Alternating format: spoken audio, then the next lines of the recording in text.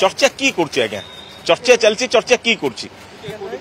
मु आज्ञा आपन को कहि रखिया पई चाहिबी गोटे नूतन ओडिशा गठन करिवारे नवीन बाबूंकर जो निर्देश थिला ताकू रूपांतर रे परिणत करथिले आपन को दुई दंपति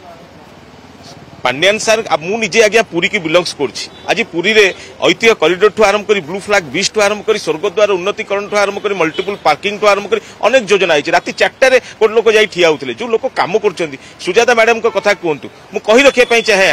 मिशन शक्ति माध्यम रे लक्ष लक्ष मां मानन को आज्ञा आपण आज पचारी बुझंतु से माने स्वयं निजे को सेल्फ कॉन्फिडेंस तक भीतर जागृत होइछि लोक माने जो आजिका डेट रे लोक बर्तमान मिशन शक्ति की झुरुछन्ती आज्ञा जी काम करछि से लोक को जी काम करछि प्रेज करिवार आवश्यकता रहिछि तेणु एक कथा कहि कि काई कि किए एक कथा कहूछि तांको पछौ नांदी ओडिशा प्रति तांकर अवदान नै गोटे नूतन ओडिशा गठन करिवार तांकर अवदान निश्चित रूपे जीवन सारा मन रहबो लोकंकर